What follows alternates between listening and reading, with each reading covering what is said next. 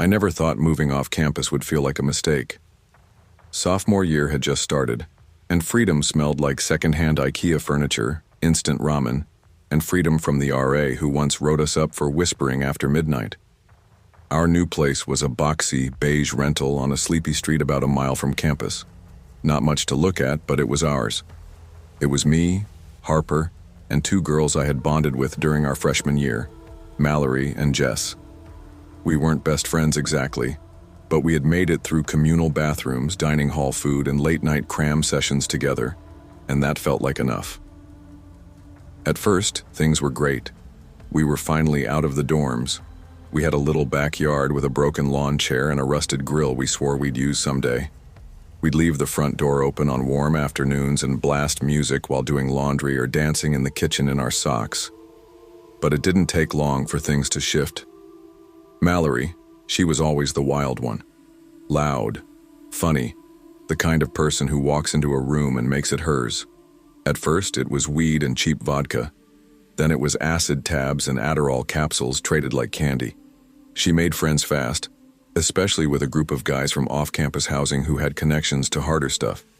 Jess and I weren't angels, but after a couple of rough hangovers and a terrifying night where Mallory didn't come home until sunrise and couldn't remember where she'd been, we decided to pull back.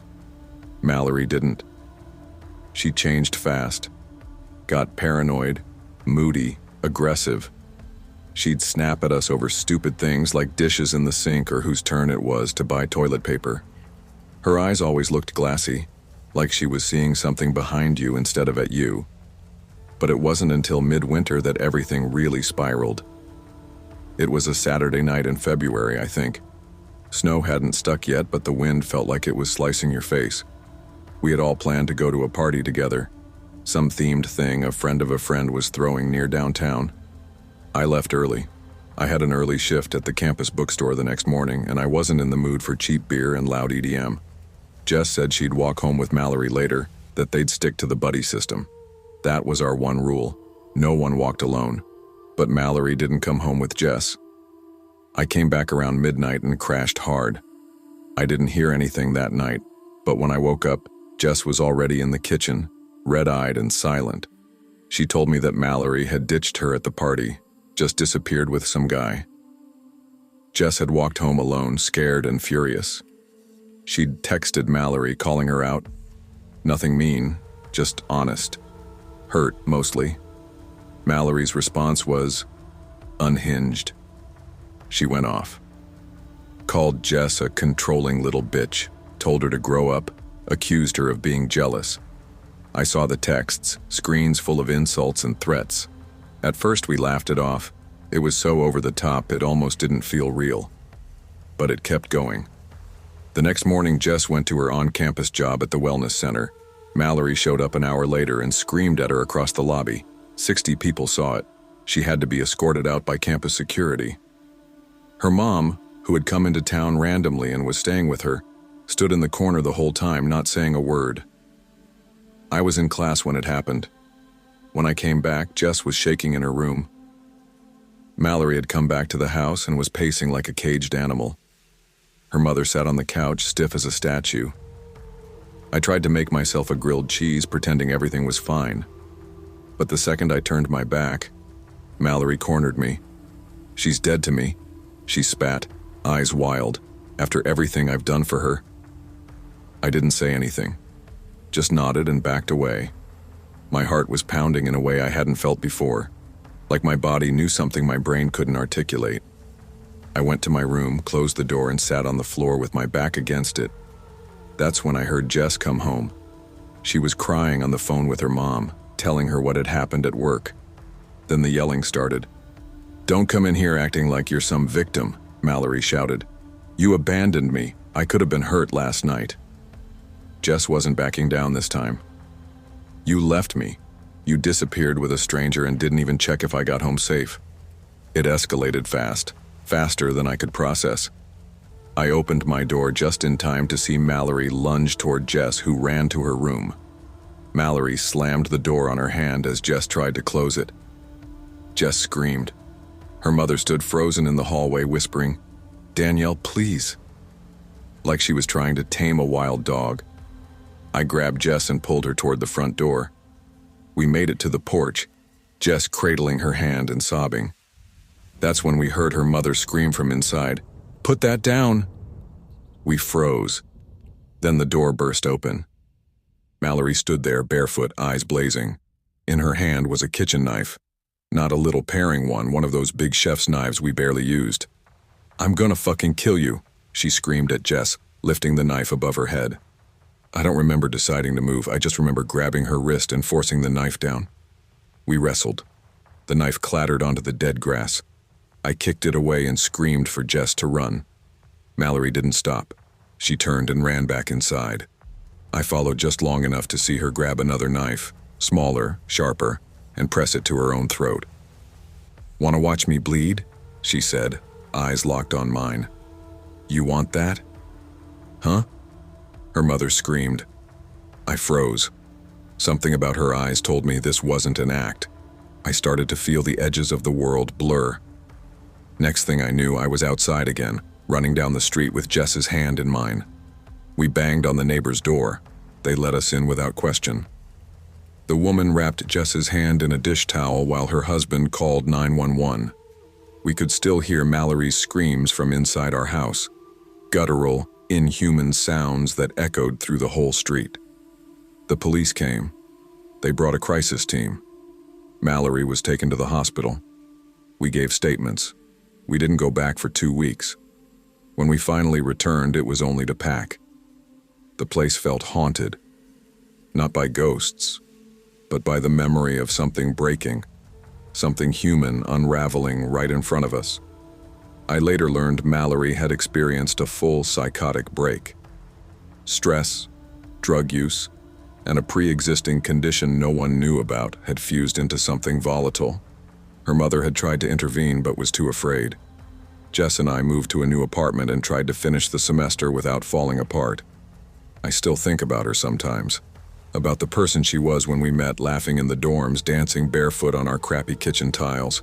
And I think about that moment on the porch when I knew she was going to kill someone, when my body moved before I could think, when I stopped being scared of confrontation and became scared of what happens when we ignore the signs. I've learned a lot since then, about trauma, about mental illness, about listening to your gut.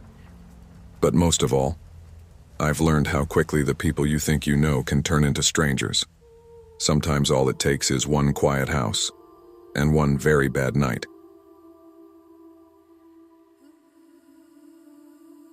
I was 32 when everything fell apart. You don't think you'll end up back at square one in your 30s. Not after a marriage, a mortgage, and a decade of building a life. But there I was, packing a single suitcase in the bedroom of the house my wife and I once shared. By then, we were more ghosts to each other than partners. Our 4th anniversary had come and gone with little more than a nod, and not long after, the silence between us became permanent. The divorce wasn't dramatic, just draining. After the lawyers took their cut and the bank swooped in like a vulture, neither of us had much left.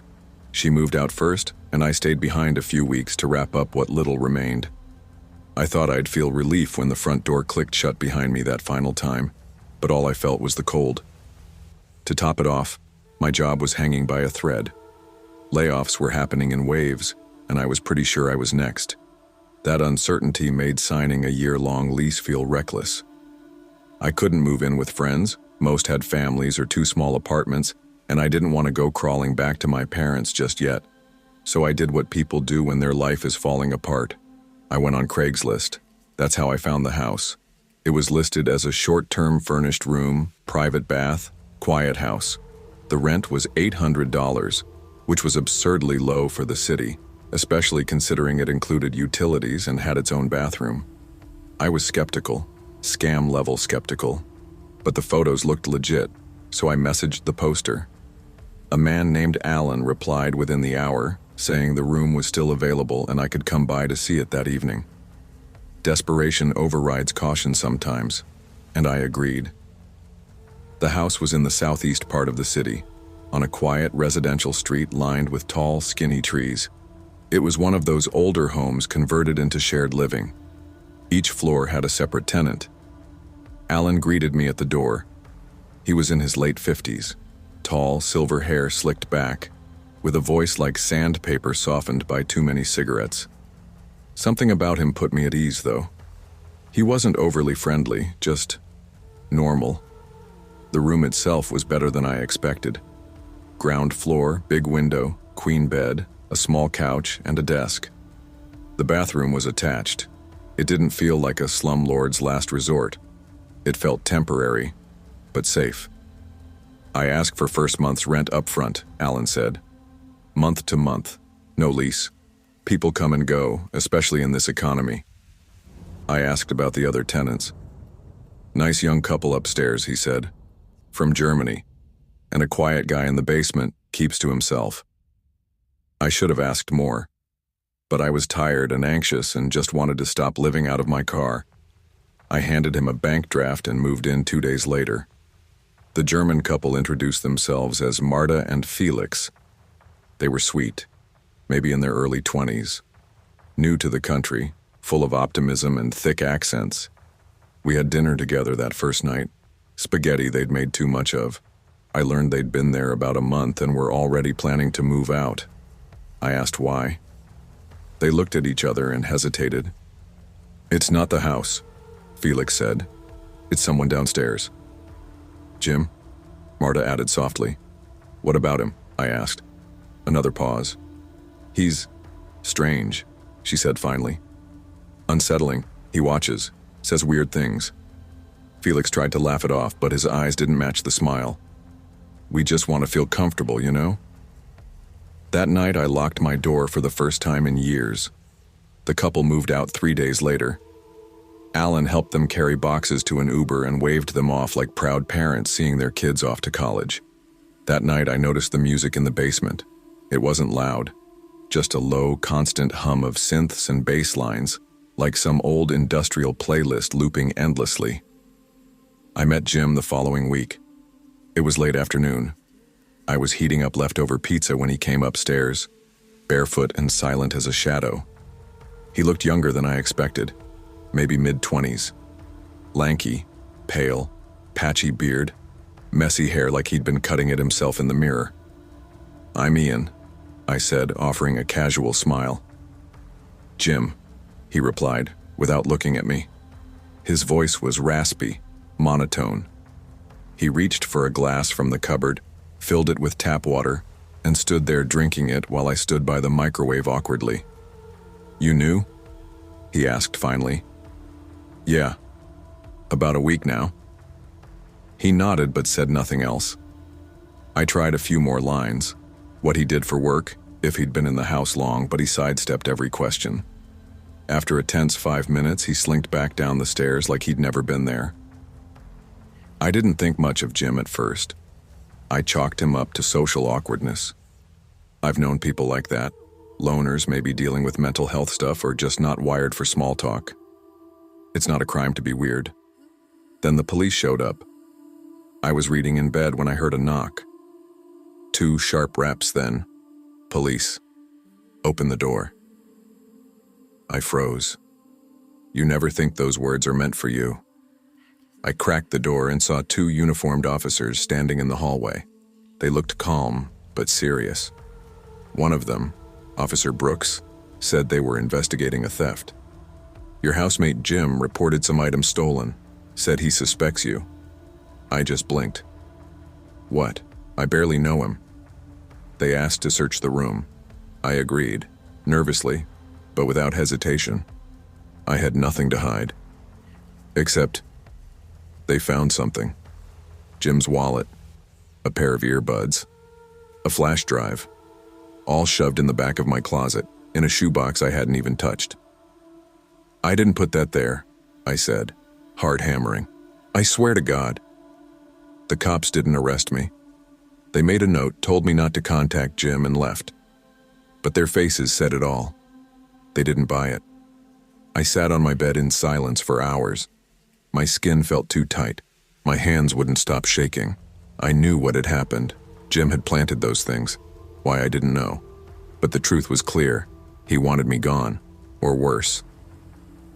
The next day, I knocked on Jim's door. Music played behind it. Some distorted ambient noise. No response. I banged harder. Nothing. I considered kicking the door or yelling, but I didn't want to escalate anything. I retreated, locked myself in my room, and stayed there. That week, I lived like a fugitive in my own home. I used the bathroom with the door open so I could hear if anyone approached. I wedged a chair under my doorknob at night. I stopped cooking and lived on granola bars and gas station sandwiches. Then, one night, I woke to the soft click of a lock. Someone was trying to open my door. I froze. Heart pounding. I reached for the only weapon I had, a thick hardcover book, and crept to the door. I listened. The handle jiggled again. Then I flung the door open. Jim stood there, caught. He looked startled, like a child caught sneaking cookies. "Sorry," he muttered. "Wrong door." I stared at him, breathless. "Don't ever come near my room again." He mumbled another sorry and slinked back downstairs. I called Alan the next morning, told him everything. Police, planted evidence, attempted break-in. "I'll talk to him," Alan said, unfazed. "But it's a shared house, man. You've got a lock on your door. That's all I can offer." That was when I knew. I had to get out. I spent every lunch break searching listings, emailing landlords, asking co-workers if they knew of any short-term sublets. Anything to get out now. But Jim wasn't done. A few nights later, I came home late from a friend's place. The house was dark, quiet. I unlocked the front door and stepped inside. Jim was waiting in the hallway. His eyes were wild, bloodshot, hands trembling at his sides. "You told Alan lies," he whispered. "I didn't. You think I don't see it? How you look at me, how you talk to the others?" "There are no others anymore, Jim," I said. "Everyone's gone. Because of you." He lunged. It wasn't graceful, more like a drunk staggering forward, but he grabbed the back of my neck and tried to slam me against the wall. I twisted free, shoved him backward, and sprinted to my room. Locked the door, called the police. When they came, he didn't deny it. They took him away. He was gone for a few days, probably held for observation or something. I didn't care. I packed what little I had, left a note for Alan, and walked out the door. I never looked back. A month later, I moved into a studio apartment across town. It wasn't much, bare walls, ancient plumbing, but it was mine. No roommates, no shared walls, no locked doors between me and danger. I never found out what was wrong with Jim. Whether it was drugs or mental illness or just something darker, I didn't want to know. I just wanted to forget. But some nights, when the city gets too quiet and I hear footsteps echo down the hall outside my apartment, I still lock my bedroom door just in case.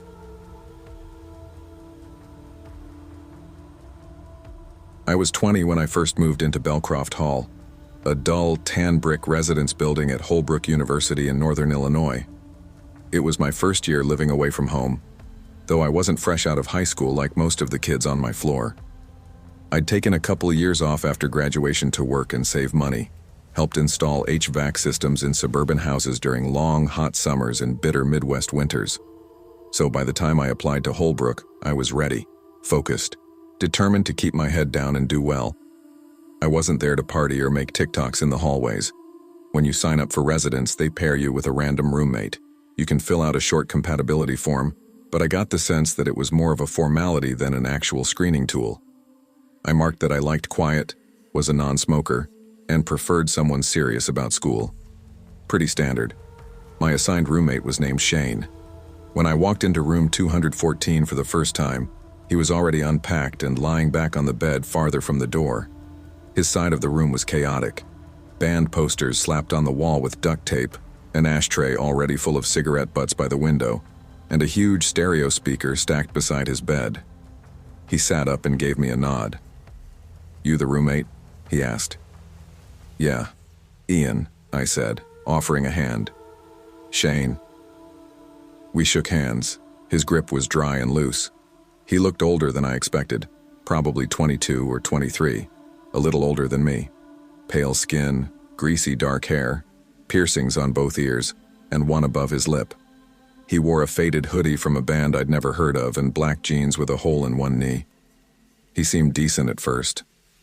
A little aloof, maybe, but not hostile. We made awkward small talk while I unpacked my stuff. It was clear early on we weren't going to be best friends. I liked books, late-night walks, quiet video games. Shane was into punk music, dirt bikes, and drinking. He didn't have a laptop or a desk lamp. He had rolling papers, 2 energy drinks on his nightstand, and a chipped Zippo lighter with a skull etched on the side. But I didn't care. I didn't need a friend, just a roommate I could tolerate. The first week or two went okay. He was usually out during the day and came back late. I assumed he was exploring the campus or meeting people. Sometimes he didn't come back at all. I was relieved when he didn't. I slept better alone. But then his friends started coming around. The first time I saw them, I was walking back from the dining hall on a Friday night. I pushed open the door to our room and immediately smelled weed. Thick, sour, and unmistakable. There were 3 of them, all older, mid-30s maybe. Not students, not even trying to blend in. One of them was enormous, bald, wearing a patched-up denim vest over bare skin, jeans torn and stained. Another guy had long hair, a ratty leather jacket, and a look that made my skin crawl, like he was constantly calculating something behind his eyes. Shane saw me come in and barely looked up. "Yo, Ian, you cool if the guys chill for a bit?" I hesitated. Sure. But I wasn't cool with it, at all. They were drinking straight from brown glass bottles and half laughing at some inside joke. I sat at my desk for all of 3 minutes before grabbing my laptop and heading next door to Gavin's room, a guy from my orientation group. Later that night, I came back around 1 a.m. The room was empty, but stale smoke still clung to the curtains. I opened the window and went to bed. Things only got weirder from there. Shane's friends started showing up more often. Once or twice a week turned into almost every other night. They never stayed long, maybe a couple hours, but their presence put me on edge. I'd be lying in bed pretending to study, headphones in, while they joked about fights and cops and things I didn't want to understand. One time I overheard them talking about breaking into a vending machine, not on campus, somewhere off-site, but they laughed like it was a joke. Another time I heard the bald guy say something about parking lot security cams and how to avoid them. Shane laughed and told him to shut up, but it felt real. Not like a joke. Shane was becoming more erratic. Some nights he came in late, his eyes bloodshot, mumbling to himself. He started leaving the window open no matter the weather. Once I woke up and found him standing there at 3 a.m., just staring out into the dark. "You okay?" I asked. He didn't turn around. "Yeah, just thinking." The next morning he was gone again. At some point I stopped sleeping in our room most nights. I started crashing on Gavin's floor or studying until sunrise in the library. I didn't tell my parents. I didn't want them to worry or worse, pull me out and make me commute. One night in November, everything escalated. It was a Wednesday. I remember because I had a midterm the next morning and was in the study lounge until almost midnight. When I got back to the room, the door was slightly open. Inside, Shane and 4 of his friends were sitting in a loose circle. They had beer bottles, something that looked like a modified bong, and one guy was definitely rolling something. I froze. The big guy, the bald one, looked up at me. "You the roommate?" he asked. Yeah," he grinned. His teeth were brown. "You're the quiet type, huh?" "I guess."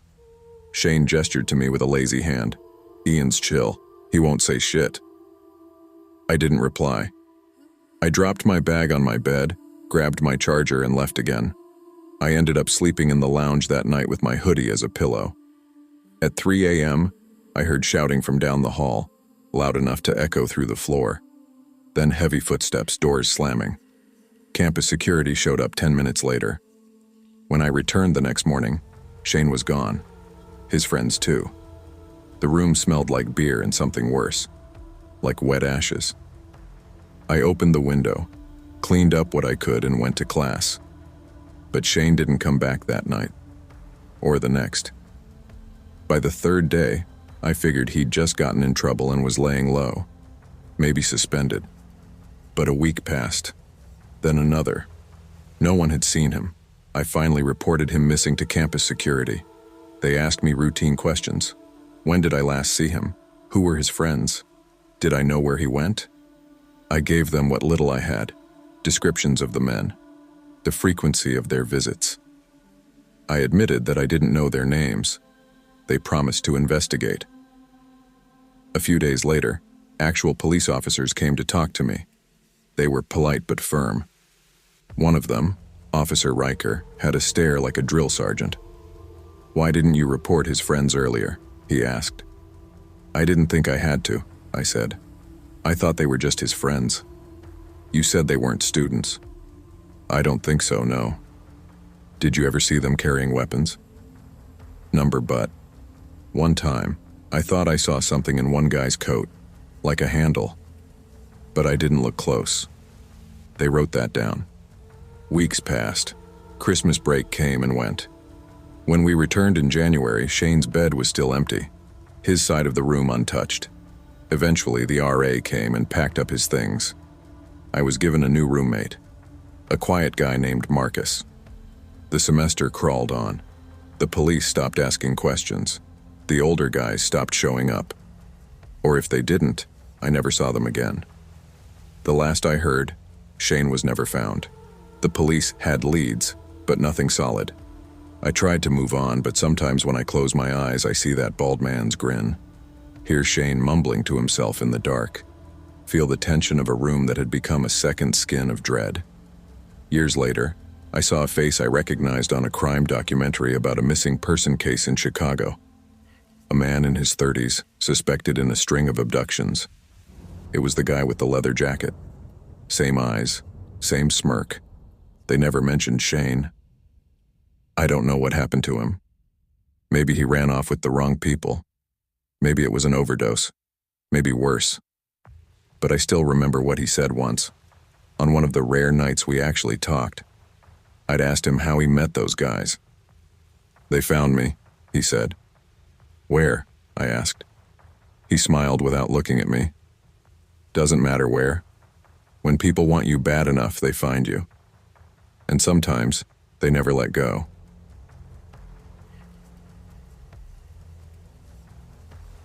I was 21 when I moved into that old house on Maple Avenue. The place had 4 bedrooms, creaky hardwood floors, and a slanted porch that felt like it might collapse if you leaned on it too hard. Rent was cheap, $375 each, which felt like a godsend for students like us barely scraping by in a small college town in Pennsylvania. I moved in with 3 other guys: Daniel, who I'd known since my first year; Jordan, who was chill and quiet but always cooked way too much food; and Marcus, who I didn't know very well at the time, but we clicked quickly over video games and late-night runs to the gas station. It wasn't a glamorous place. The pipes moaned when you ran hot water. The walls were so thin you could hear someone sneezing 2 rooms away, and there was this weird closet tucked beside the living room that we used for junk we didn't want in our own rooms. Still, it was home. There was always music playing, some kind of buzz of conversation or laughter, and we had our rhythm. That was before Austin moved in. We met Austin through Daniel. They'd gone to high school together, and one night after a party, Austin tagged along when a group of us came back to our place for drinks. He was loud, funny, charismatic in that kind of reckless way that made you feel like everything was a joke, like nothing really mattered. He made everyone laugh that night, shotgunned beers like he was in a frat movie, and passed out snoring on our couch with a grin still on his face. I didn't think much of it at the time. A couple of weeks later, Daniel mentioned Austin was getting kicked out of his apartment.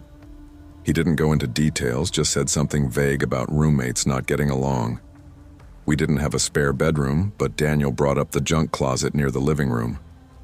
"It's not ideal," he said, "but it's big enough for a mattress. He's desperate, man." We cleaned it out. I remember being surprised at how big it actually was once the junk was gone.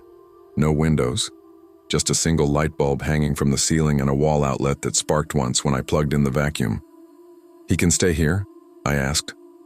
Marcus shrugged. "He pays rent, who cares?"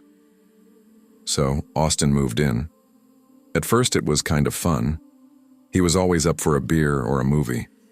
He made killer grilled cheese at 2 a.m. and had this habit of pulling people into conversations whether they wanted to talk or not. He had stories, crazy stories, that didn't always sound true, but you wanted to believe them anyway. But within a few weeks, things started to feel off. He didn't seem to go to class anymore, though he insisted he was still enrolled. He was always broke, yet somehow never ran out of weed. His room started to smell like stale smoke, sweat, something chemical. We avoided it. He kept the door shut most of the time anyway. Then the smaller things started. Jordan noticed money missing from his wallet. Just a 20 here and there, but enough to feel strange. One day I came home and found my laptop moved slightly on my desk, like someone had picked it up and put it back down wrong. Daniel's PlayStation controller disappeared, only to reappear in the living room a few days later. Marcus mentioned that one of his textbooks vanished, then came back with a different crease in the spine. We started watching each other, subtly, locking our doors more, marking cash, checking our drawers. Austin always acted like nothing was wrong. "You guys are paranoid," he laughed one night, feet up on the coffee table. "You think I'm casing the place?" No one answered, but we were all thinking it. The turning point came on a Thursday afternoon. I came home from class and checked the mail like usual. It was mostly junk, pizza coupons, grocery flyers, a credit card offer. But one envelope had my name on it, and it was already partially opened. Inside was a brand new credit card with my name printed on it. I froze. I hadn't applied for anything. When I called the company, they told me I'd applied online a week ago using my full name, birthday, and current address. I canceled the card on the spot. My stomach churned. I remembered that I'd left a folder with my passport copy and social security number in the desk drawer in my room for an internship application. My door hadn't been locked that week. I told Daniel and Marcus that night. "We need to talk to him," I said. "Maybe there's another explanation," Jordan offered weakly. But even he didn't sound convinced. When Austin came back that night, we sat him down in the living room. I didn't go in accusing. I just asked him if he'd seen the letter or if he knew anything about it. He exploded. "What the fucks are you saying, huh? That I'm stealing from you now?" His voice was sharp and loud, and his face went red almost instantly. "You think I'm some piece of shit criminal?" "I'm just asking," I said, trying to stay calm. "Someone opened my mail.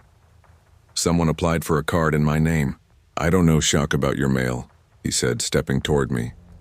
He kept walking until he was right over me, fists clenched, chest puffed. "Stand up," he said. "Say it to my face."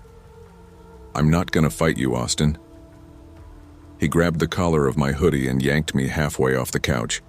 Before I could react, Marcus jumped up and shoved him off. Austin staggered, then threw a wild punch that hit Daniel in the side of the head. That was it. We all piled on, pinned him down. Eventually, he stopped struggling. We let him go. He stormed out without a word, slamming the front door so hard the frame cracked. My hands were shaking. Jordan was silent. Daniel had a bruise on his jaw. We changed the locks the next morning. He disappeared for a while after that. Days passed with no sign of him. I tried to forget. I called the police and reported the credit card fraud, but without solid proof, they couldn't do much. They gave me a number for a financial crimes unit.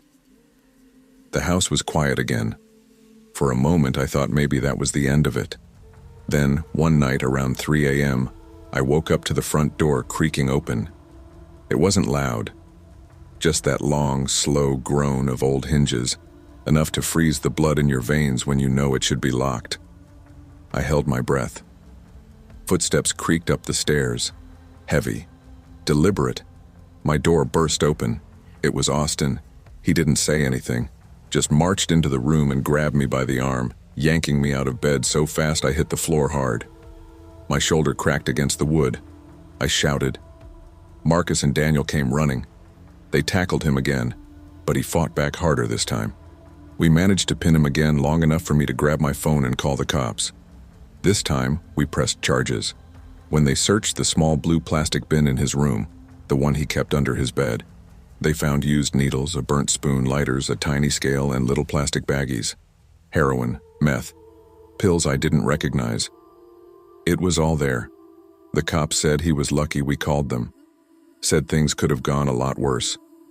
I didn't feel lucky. I felt shaken, violated. He was sentenced to a short jail term. Not enough, in my opinion, but enough to get him out of our lives. After that, we sealed that little room shut and turned it back into storage. None of us ever went in there again. By the end of the semester, Austin had dropped out. Rumor had it he moved to West Virginia to live with a cousin. I never checked to see if it was true. Sometimes I still wake up at 3 a.m. and listen, just to be sure the front door is still closed, still locked, still safe, because I'll never forget how quickly someone you barely know can become your worst nightmare, and how danger doesn't always knock. Sometimes it already has a key.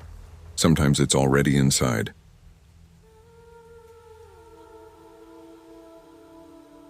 I didn't realize how unsafe I'd been until years later, when distance gave me clarity and my sister finally told me everything. At the time, I was just a high school kid, 15, turning 16 that spring, dealing with my own chaos at home. My mom was in a toxic relationship with a guy named Steve, who acted like my existence was a personal offense. Everything I did, from how I talked to how I chewed my food, seemed to piss him off. My older sister Natalie had moved out by then. She was 7 years ahead of me and living in a rental house with her fiancé, a guy named Josh, and a couple roommates they found online. Visiting her place was my only real escape. I'd spend entire weekends there, sleeping on a futon in Josh's office just to get away from the shouting and slamming doors at home.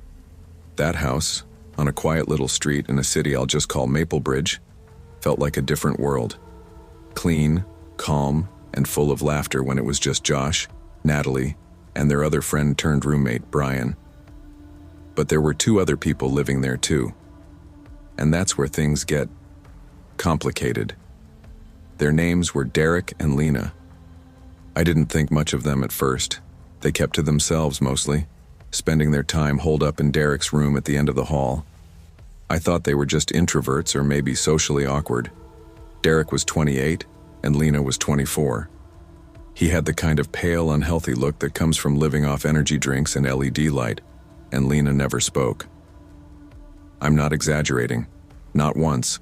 Not to me, not to Natalie, not even when I said hi directly to her face. She'd just blink and walk away. Still, I ignored the weirdness. I was used to walking on eggshells at home, so quiet roommates weren't a problem. And besides, I wasn't really there for them. The office I slept in was downstairs next to the half bath. That bathroom wasn't great. It didn't even have a proper shower, just an old tub with a janky curtain. But for some reason, Lena always used it, even though there was a nicer full bathroom upstairs. I chalked it up to her being quirky and didn't ask questions. That was my mistake. Natalie and Josh had found Derek online. He seemed like a quiet guy who paid rent on time and wouldn't throw parties, which was exactly what they wanted. Lena came into the picture later. She wasn't on the lease, just kind of appeared one day and never left. Everyone assumed she was harmless, just awkward. In hindsight, Natalie told me, they were too trusting. They just wanted to believe the best about people. Brian, the other roommate, had his suspicions early on. He told me later that he saw Derek watching me once from the hallway when he didn't think anyone was around. But back then, none of us connected the dots. One weekend in April, I stayed over to catch up on a big project. I was pulling a late night in the office, laptop open, headphones in, running on caffeine and stress. I remember hearing the bathroom shower turn off but didn't think much of it. 10 minutes later, I looked up from my screen, and that's when I saw her. Lena. She was completely naked, standing in the hallway just outside the office door, watching me. I froze. The door was cracked, just a sliver, but I saw her eyes, locked on me, unblinking. I whispered, "Lena?" And just like that, she turned and walked away. No words, no reaction. I told myself I imagined it. I was sleep-deprived, amped up on soda and sugar. My brain was playing tricks. I didn't mention it to anyone. But something changed after that. I started keeping the office door fully closed, wedging a chair in front of it when I slept. It was an instinct more than anything, like my body knew something my brain refused to admit. About a month later, Brian brought up something odd. He was frustrated because he'd found smudged fingerprints on the outside of the office window, my window. It faced the street and the blinds didn't cover it entirely. He thought it was just some neighborhood creep or a bored teenager playing games. Josh was concerned enough to call the non-emergency police line, but there was nothing to go on. Still, it rattled everyone. Josh installed outdoor cameras the next week, motion-triggered ones, pointing at all the windows and entry points. He also added an indoor one in the shared hallway, just as a precaution. Natalie told me they'd planned to mention it to Derek and Lena, but they were out of town for a long weekend and just forgot. Summer rolled in, and I stopped staying over as often. Things with Steve had cooled down at home for a while, and I spent more time with friends. Then one day in July, I showed up at Natalie's unannounced and found Derek's room completely empty. Derek and Lena moved out, she said bluntly.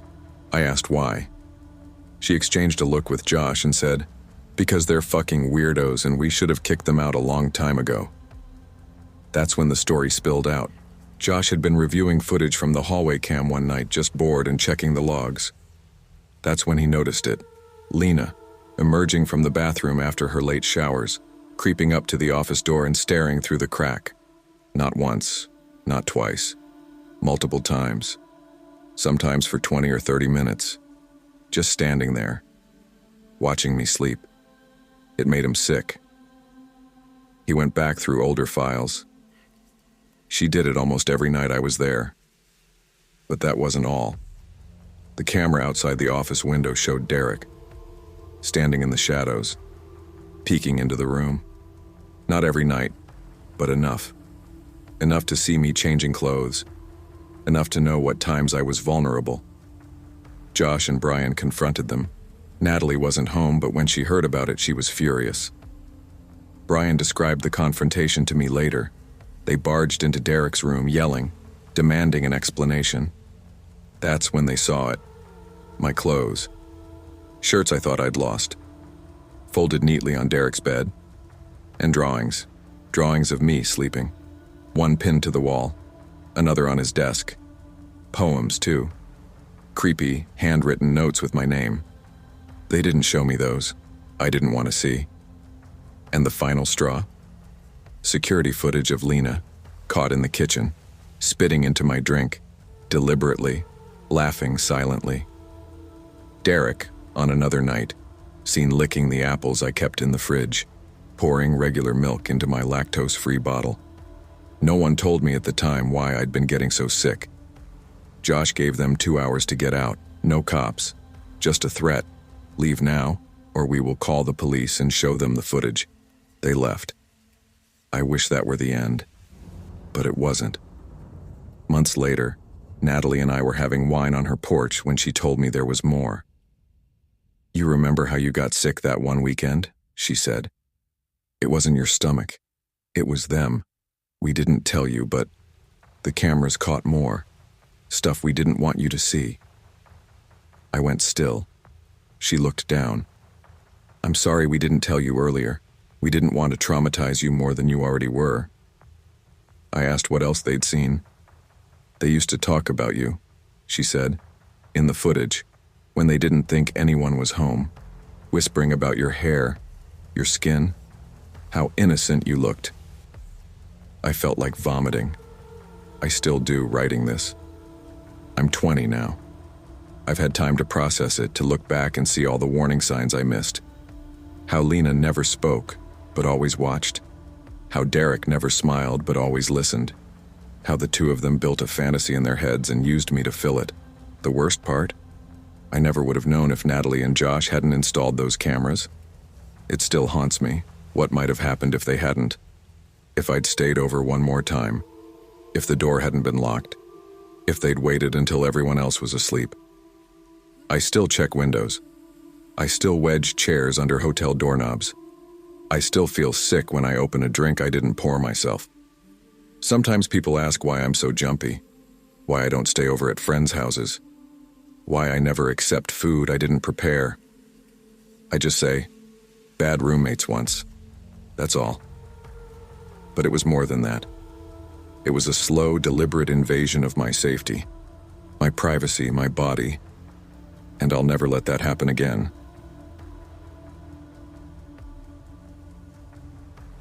I didn't move to Littlebridge with any dreams of building a life, just enough to keep one from collapsing.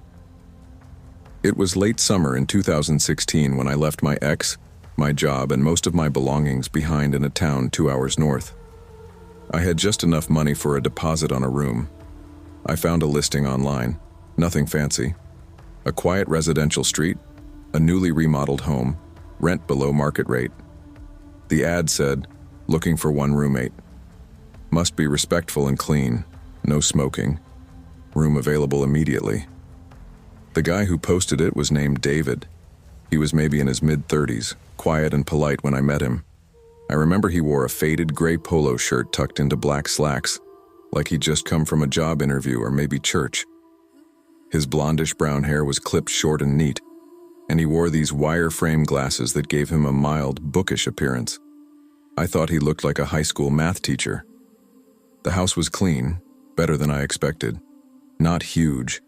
3 bedrooms, a long hallway that split the kitchen and living room from the back half of the house. The walls were freshly painted a pale blue, and the furniture all looked like it had been recently assembled from IKEA. Basement's off limits, he told me, right as I was about to finish signing the lease. He smiled when he said it, but there wasn't anything warm in it. I use it for work stuff, private projects. Please respect that boundary. I hesitated. Then again, I was desperate, so I nodded. Sure, no problem. It started quietly. David was an ideal housemate on paper. He kept to himself. He paid the bills on time. He was always polite, always calm. He never drank, never had people over. He claimed to work in software development and said he mostly worked from home. His car, a bland gray sedan with no bumper stickers, only left the driveway a few times a week. It seemed like an easy setup. But little things started to unsettle me. The basement door had no doorknob. It wasn't just locked. It had been modified. It had a deadbolt that only locked from the inside. I noticed that the only way to enter was through a steel bulkhead door around the back of the house. I only saw it open once, and it was just a crack. The smell that leaked out didn't make sense. Not rotten, exactly. More like a sharp metallic staleness. Bleach and something beneath it. One time I asked him, "What kind of work do you do down there?" He answered, 3D printing and some chemistry stuff. Just a hobby. It's nothing dangerous. He smiled again. I noticed he always smiled when he was lying. David's true nature started surfacing slowly. It was little details. For one, he always wanted to know my schedule. "You off work today?" He'd ask casually as I passed him in the kitchen. "Got any plans this weekend? Do you still go to the gym on Tuesdays?" He never asked in a way that felt overtly invasive, but he asked constantly. I thought maybe he was just a little awkward, maybe overly friendly. But one day I came home sick from work and didn't tell him. He thought I'd be gone. I heard him moving around loudly, in the garage, then the hallway. He paused when he saw me sitting on the couch. His entire body stiffened. "You're home?" he said. I nodded. "Yeah."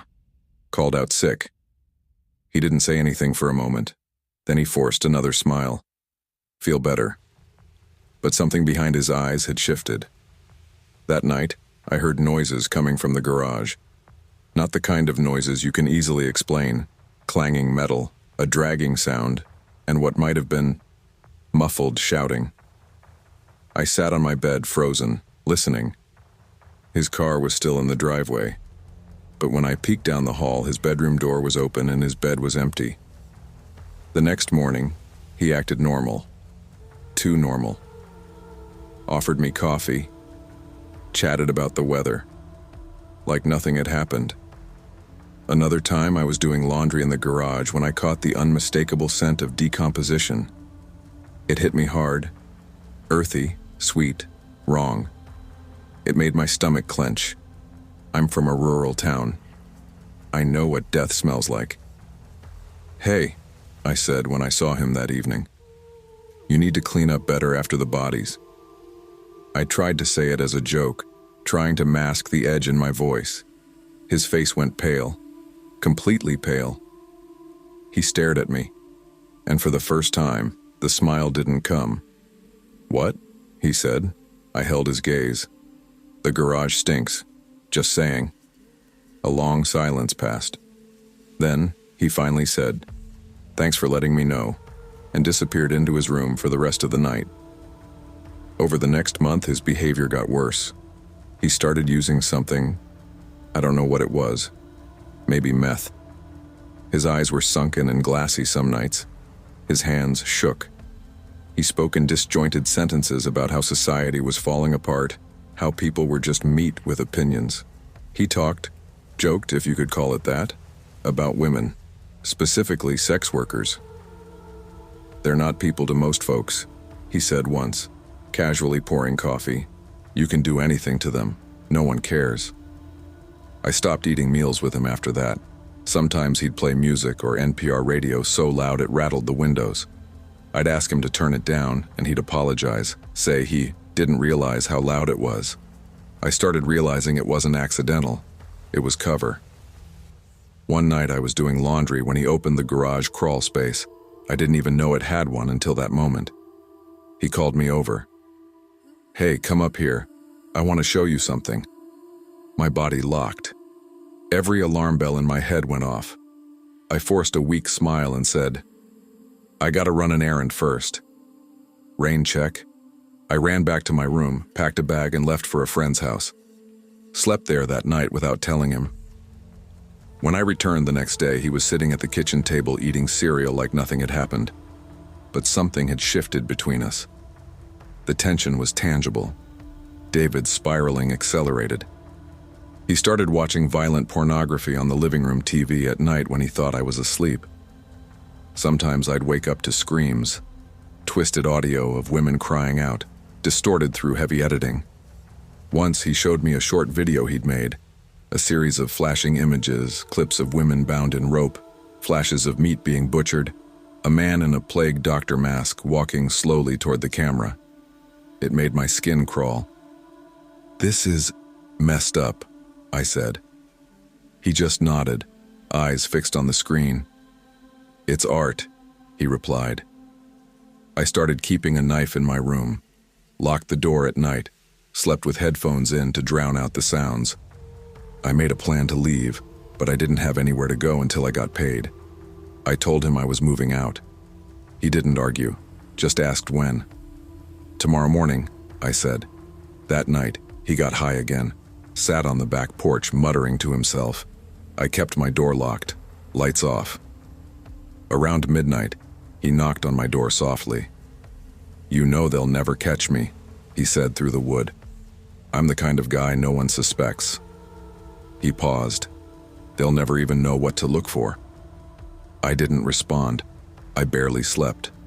I left at sunrise. For weeks I couldn't shake the feeling that I had left something unfinished. Something wrong was happening in that house, and I had walked away. Eventually, I called Crime Stoppers anonymously, gave them everything I knew. His name, David Foster. The address on Langston Street, the trailer that had appeared in the driveway a few months after I left. The way he talked, the smells, the video, everything. The woman on the line asked me to hold multiple times. Eventually, someone else, an officer I think, started asking questions. They were interested. Very interested. Sometimes I check the address online. The listing is still up. 3-bed, 2-bath. The trailer is still in the driveway on Google Maps. I haven't heard anything since I made that call. I don't know if he ever got caught. Maybe there's nothing to catch. Maybe he was just a sick man playing a game. But out of everyone I've ever met, The drug users, the dealers, the violent exes, the street people. No one has ever left an imprint on me like David. Make of it what you will. But I pray no one else ever moves into that house without knowing who still walks its halls.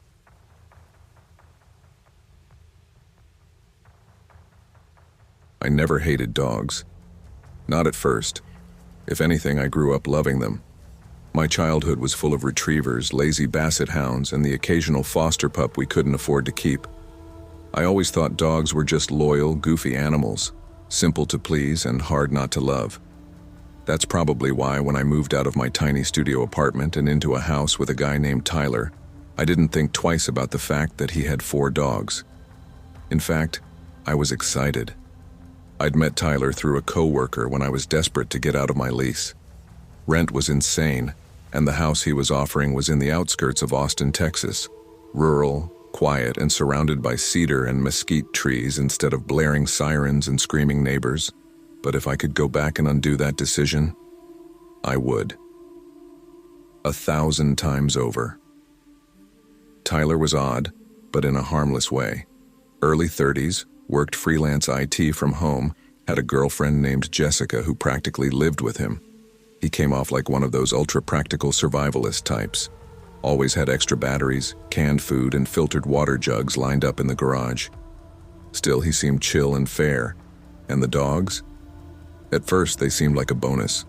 Until the first day I moved in. "Hey," he'd said casually, leaning against the kitchen counter while I carried boxes in. "About the dogs. I need you to not mess with them." I laughed, thinking he was kidding. He wasn't. "They don't like new people," he continued. "They're only calm around me and Jess. If you try to pet them, they might freak out. Just don't go near them. Don't feed them. Don't talk to them. Don't even look at them too long." That felt extreme. But I figured maybe they were rescues or something. Maybe they had trauma. I didn't ask too many questions because rent was $500 a month for my own room and a shared bath, and I was broke. The dogs stayed in his room most of the time, or out in the fenced-in backyard which stretched half an acre. Sometimes I heard them barking late at night, deep and aggressive, but I never saw them up close. Tyler always kept them locked up if I was home alone.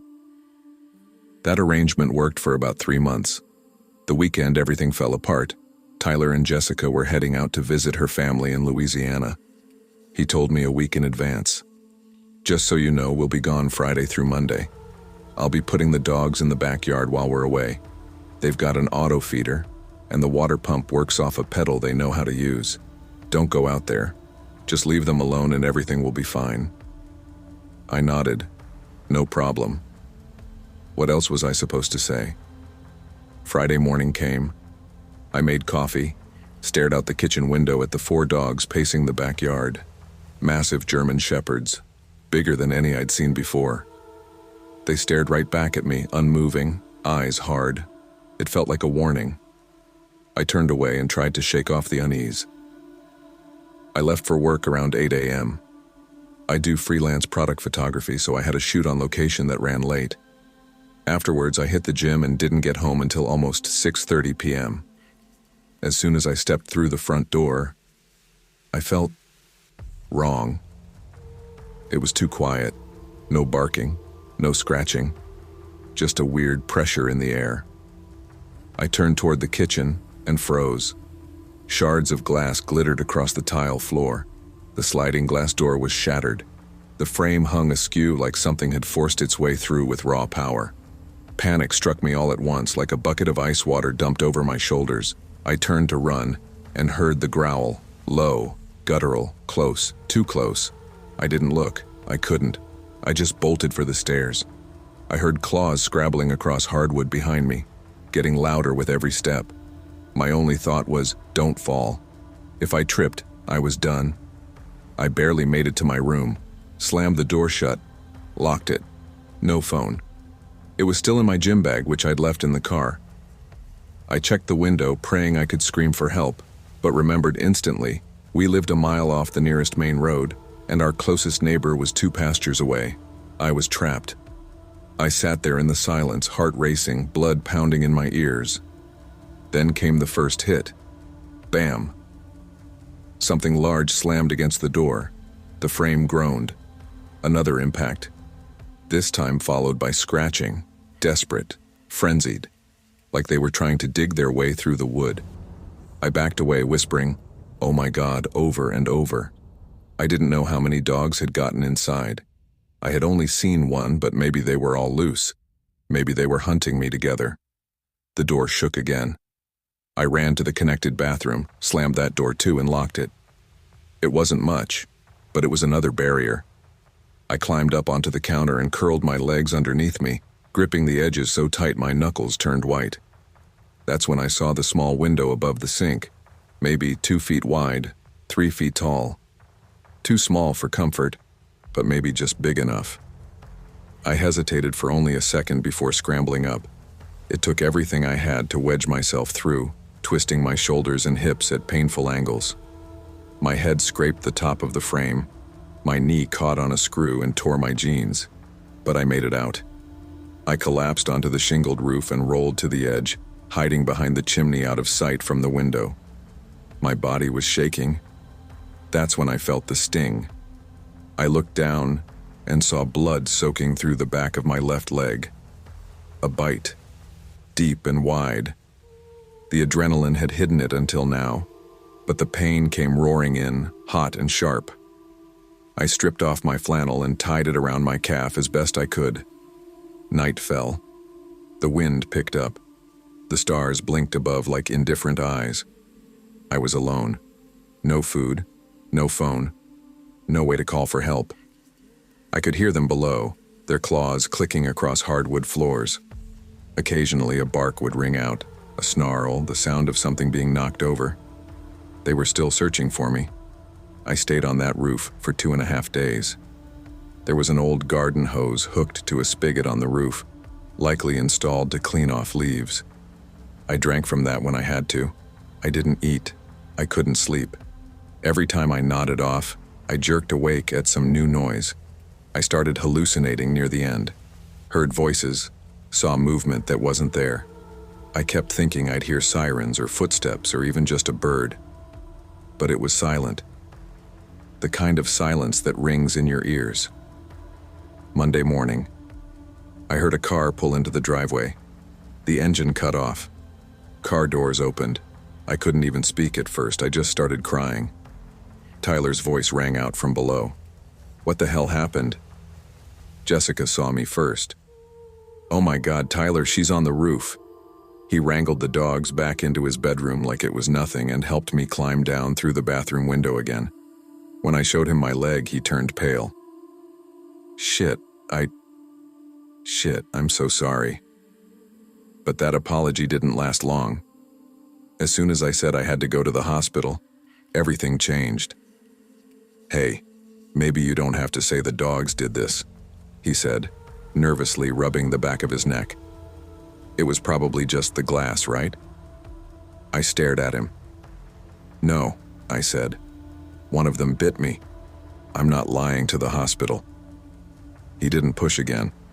But when animal control showed up later that day, after I'd been treated, stitched up, and started the rabies vaccine series, he stopped speaking to me entirely. They took all 4 dogs. After evaluation, 2 were deemed too aggressive and euthanized. The other 2 were sent to a specialized rescue for difficult animals. Tyler blamed me, said I ruined his family, said I lied to get his dogs killed. But I didn't lie. And if I hadn't gotten out of that house when I did, I honestly believe I wouldn't be alive to write this. I try not to blame the animals, not entirely. They were isolated, territorial, and conditioned to rely on one person. Tyler never should have left them alone. Not like that. Not in a home they weren't trained to share. I moved out the same week, took what I could carry, and didn't look back. These days, I live in a small apartment in the city. I have 2 cats. They don't bark, they don't bite, and most importantly, they don't try to kill me.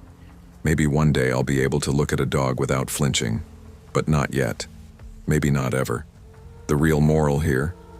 Never trust a man who tells you not to go near his dogs, especially if he doesn't tell you why.